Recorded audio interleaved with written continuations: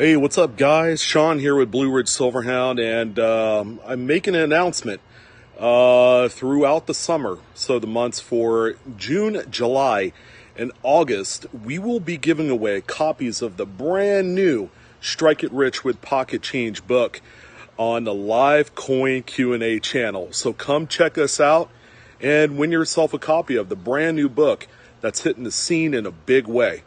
Thanks again for your support, and we hope to see you soon.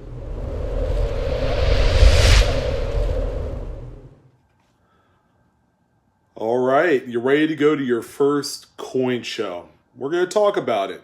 There's going to be some pretty nifty tips that I wanted to share regarding, possibly saving you guys a little bit of extra money.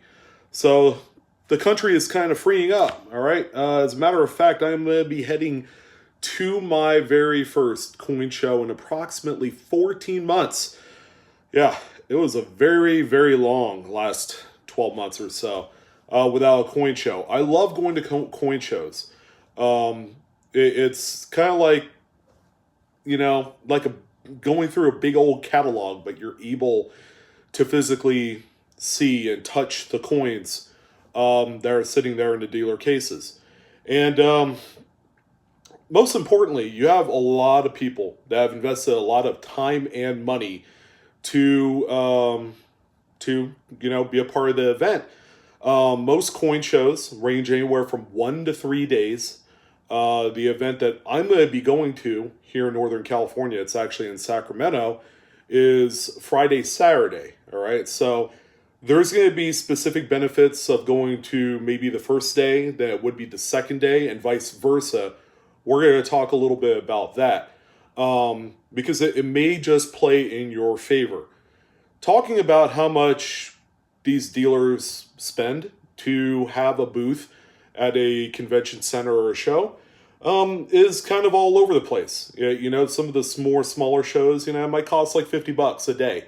But some of the larger shows, they could be a few $1,000s, if not higher, depending on the venue, like a World's Fair of Money or a Long Beach sale. Those are the type of events where, you spend a lot of money to get your product in your show and your name front and center to a lot of clients. All right. So, there's a lot of time, a lot of investment of that actual logistics of getting, inventory and moving around their glass showcases. It's a lot of hard work prepping for it, especially if you only do a few shows a year. But it's always a big deal. It's always a big draw because it's a venue where a lot of people come from all over the place to be a part of it. And I think this year the most important thing to consider is that the market over the past year has just been explosive. So I would expect to see a really healthy, if not record turnout from this specific show that I'm going to here in Sacramento. And you could probably see the same all across the country, depending on where you're at. The bigger shows, once that begins to go live, people will be attending those. And you're going to have all sorts of people. You're going to have collectors. You're going to have investors. You're going to have the graded coin bunch, the guys that do registries. They like to scour for some of the specific pieces for their registry sets. So you have just a myriad, a wide variety of different clientele that's going to be walking through the Bourse floor this year. Some would say that the market is kind of flat right now, only because we're talking about collectibles in general. Things like Pokemon, tradable card games, and sports cards have either flatlined or they've retraced a good deal. Pokemon has retraced, 10 to 40%, depending on the product that you're looking at. But I could honestly say between coins and precious metals, and I would probably say a little bit of the currency stuff, they've all held pretty strong here in the last 4 weeks. As we head into summer, there's really no other hobby that performs as strongly as coins and precious metals going into the summer. A lot of people usually like to take time off during this time and especially after a pandemic, that has kind of like halted just the natural progression of the way that people entertain and do things during the summer, has changed drastically. Now they want to deep dive back into it and not miss a beat. So, with that being said, the coin show is like one of those things that's very high on my list that I want to go to, and I am going to share some tips. We're going to talk about ways that you could potentially save some money even during a hot coin market, which I know it can be a little bit tough because the competition will be strong and it will be like head to head because you're going to try and beat out the next guy that's trying to buy the same coin as what you're looking at.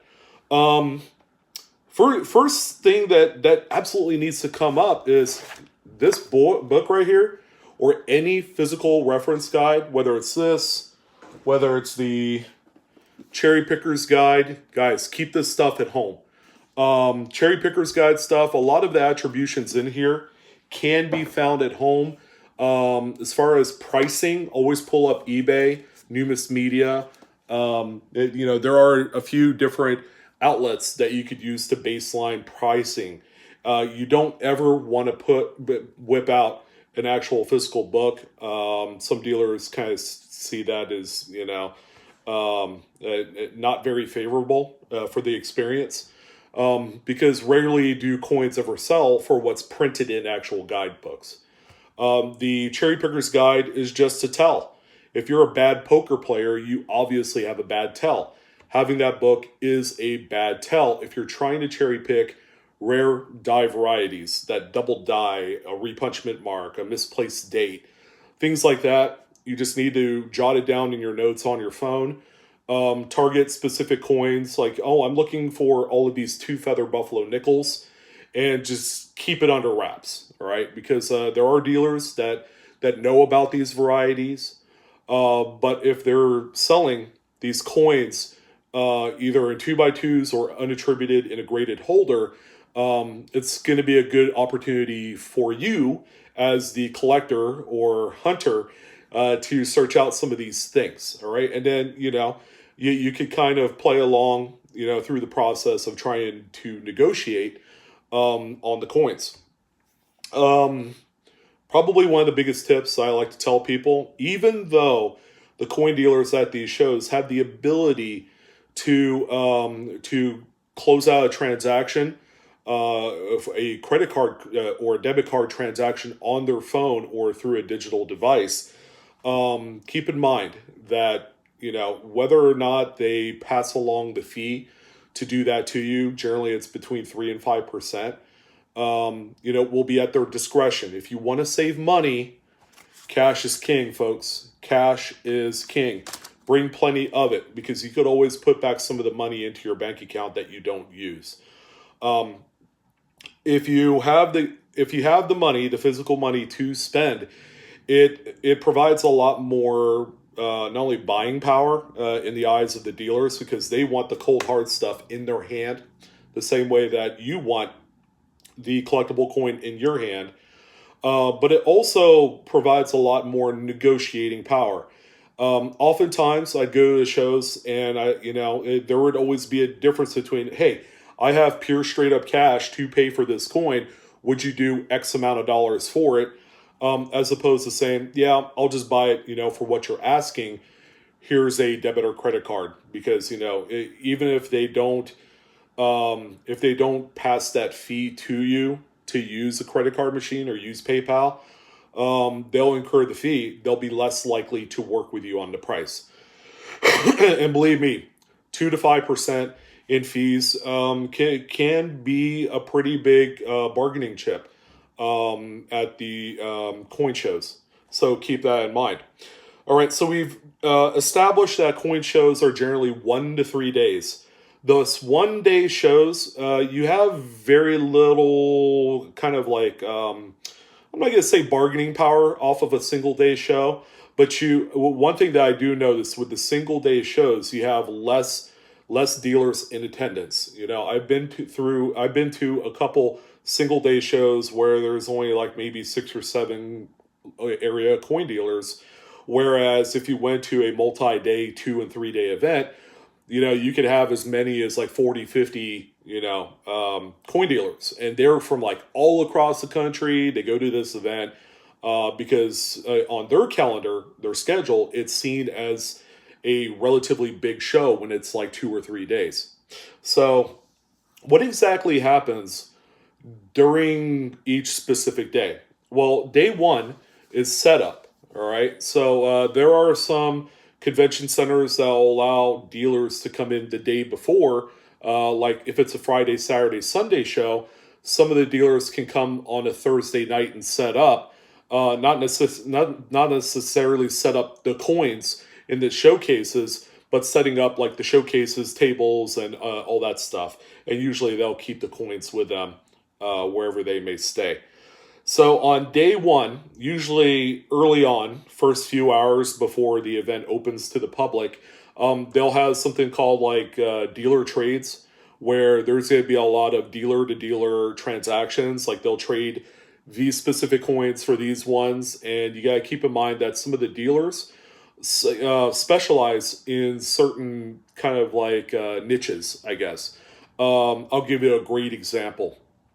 Sharmi Harker is the owner and proprietor of a coin dealer called Penny Lady. It took me a second, but she's online. She attends a lot of the really big shows, and she does a lot of the shows up and down the West Coast. She's based out of LA.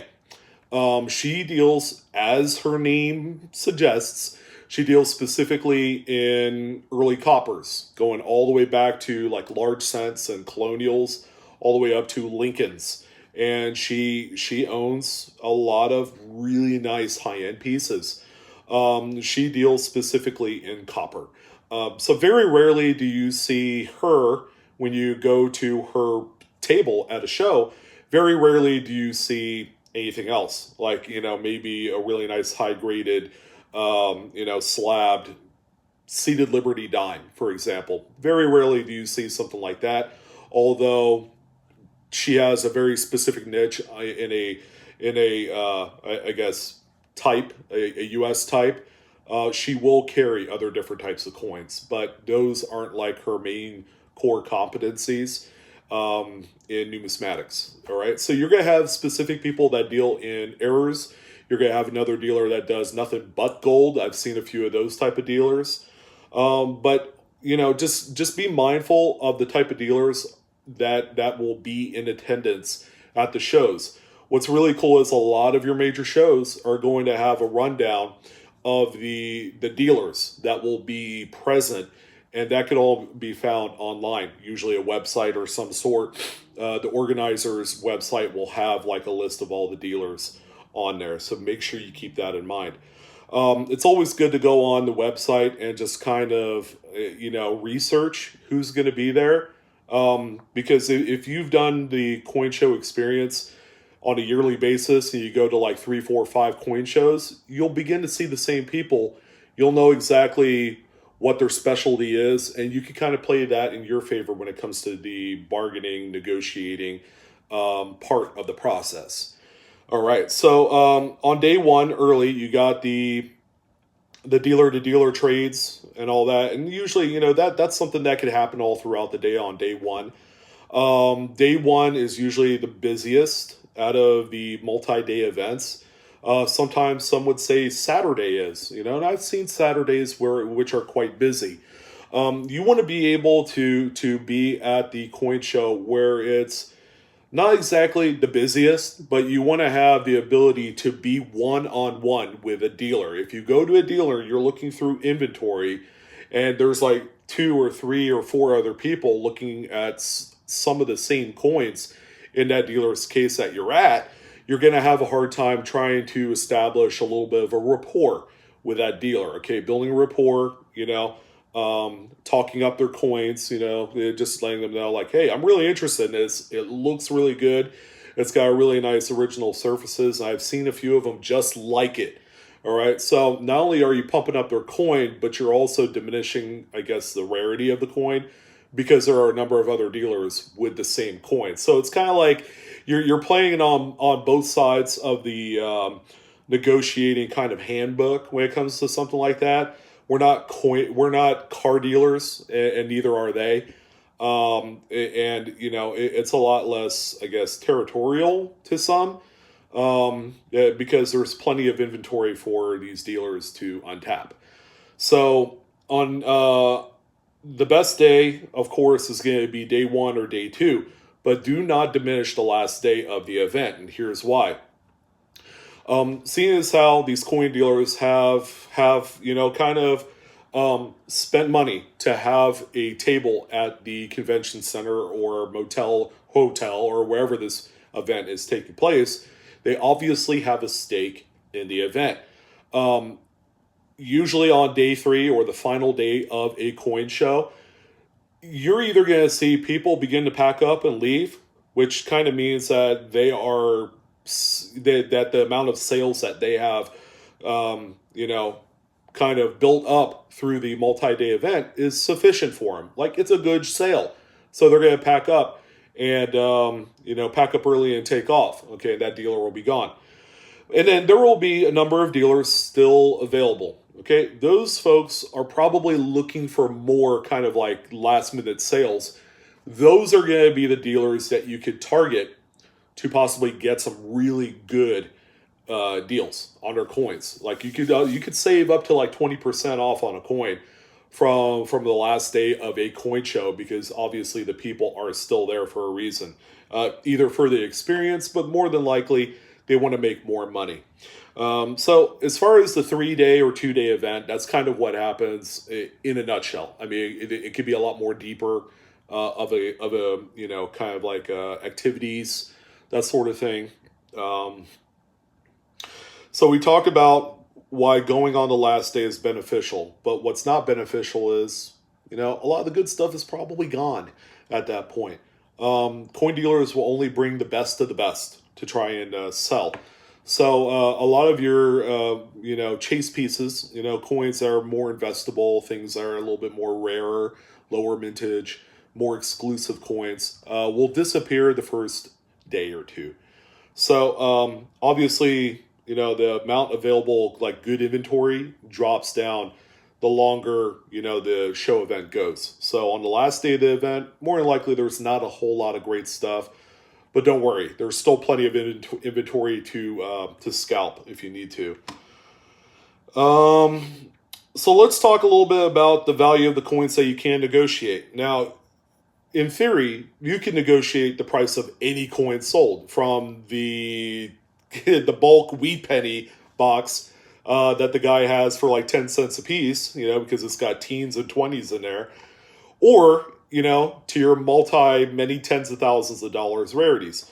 You can negotiate any value. Kind of like the sweet spot that I have determined would be a suitable kind of like low starting point for negotiating is anything $100 and up.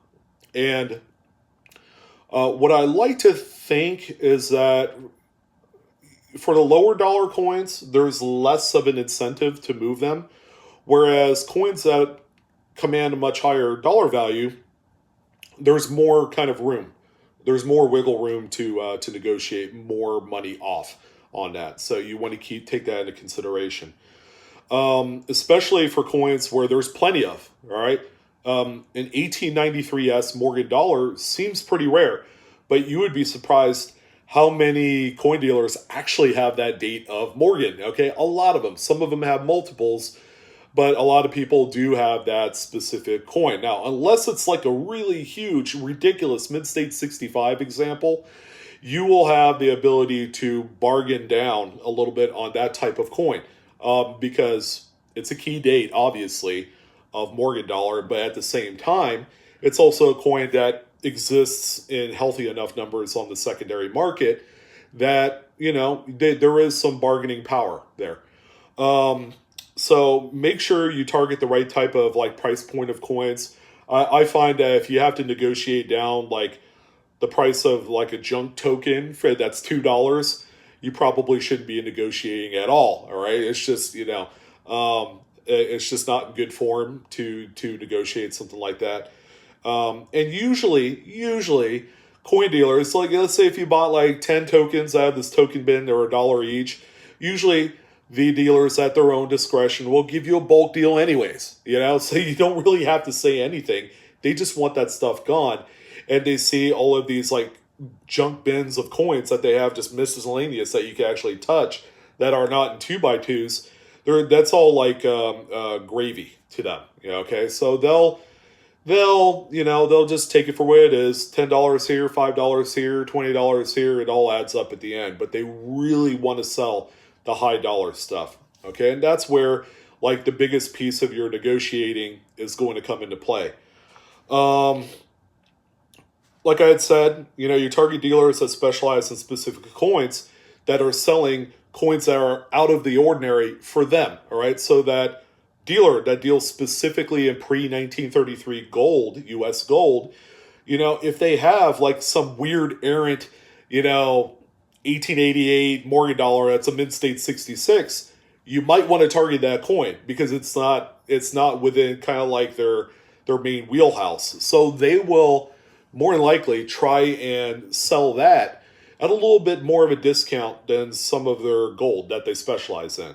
So make sure you look for kind of like the weird one-off, like if a U.S. coin dealer that does all type coins has like one weird, funky world coin that's really nice, like an old Great Britain, something or another, then you can target something like that. And again, remember, cash is king. You flash the cash, you talk cash, that's to help you with your bargaining power. Let's talk a little bit about the bundled deal because I love the bundled deal. Okay, so you're very interested in one specific coin and you love the coin and it fits your every need. All right, so we have a 1923 peace dollar, which by the way, these things are going up in price. Any common dated Morgan or piece that are between mid-state 63 up to 65 has been shooting up in value. This is one of them right here. So let's say you want this coin, but you also caught your eye on another coin that you like. And let's say for, just kind of like this exercise that this is a $100 coin. All right, and you saw another peace dollar. All right, so now we have two that you're very interested in, as opposed to trying to buy one and ask for a discount. And you could certainly bring it up at first, and that's how probably I would lead up to the bundled deal is, hey, I know you're asking $100 for that peace dollar. Would you accept $90 cash? Would you accept $80? Some would say you start off a lot lower and then you meet somewhere in the middle, somewhere in here. And depending on the dealer, they may say, yeah, right off the bat. And in that case, that's kind of like a win. But there's going to be some dealers that say, well, no, that one's cheap enough that I'm just going to keep it at $100 and the prices of these have gone up. Then you could propose the bundled deal. All right. So you're like, okay, no, I understand, Mr. Dealer. That's a pretty nice coin, for the date. And I would love to own it. Here's what I'd like to offer. Okay. I also did see this other 1925 peace dollar in your case over there. That's a little bit less expensive. What if we do a bundled deal? Okay, you're asking $50 for that other peace dollar, and you're asking $100 for this one. How about we do a bundled deal of $130? I buy 2 coins off of you. It's a nice, quick, easy sale.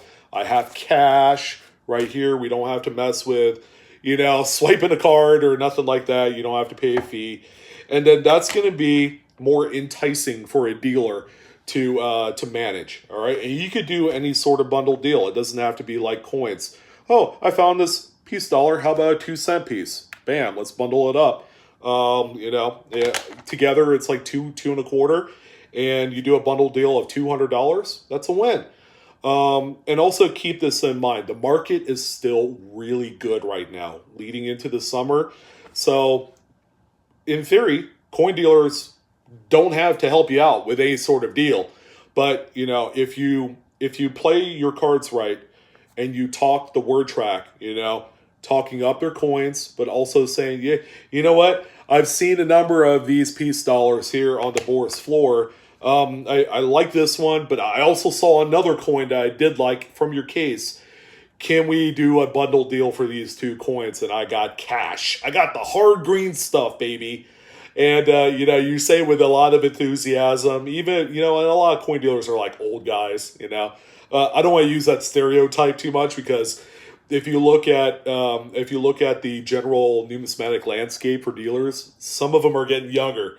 I actually know a dealer that got out of the gate at like 16 years old, and the kid's like 24 or something like that now, and just rocking it out. He's got multi-million-dollar inventory.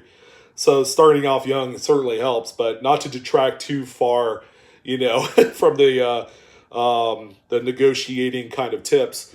There's a lot of good quality coins out there. Inventory is very light right now of good quality coins. So also keep that into perspective as well as you go to the coin dealer. And one thing, ladies and gentlemen, one thing that you got to keep in mind, do not take it personally if they won't help you out with a deal. Don't take it personally. That's the world we live in. That's the overall general, I guess, mood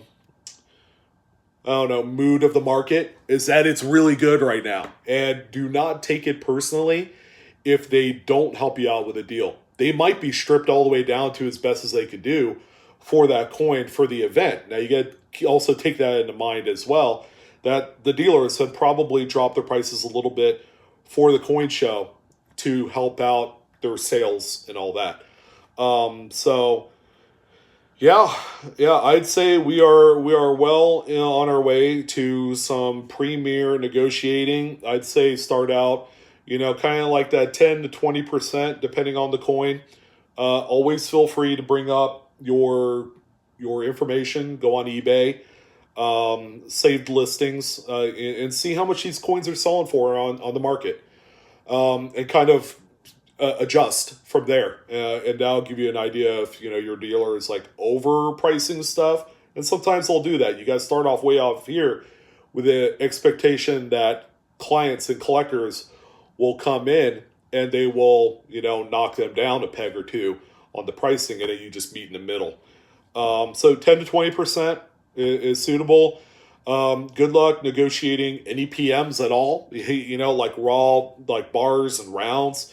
There are a lot of dealers that sell stuff like that. The market is just so incredibly weird with PMs right now, because as of this video, spot is like $28, but people are asking like for generics like 35 to 40, and then for like the better stuff like the Silver Eagles and the Maple Leafs and all the like super collectible bullion pieces, they're up to like 45, 50. So it's crazy. Supply is in short.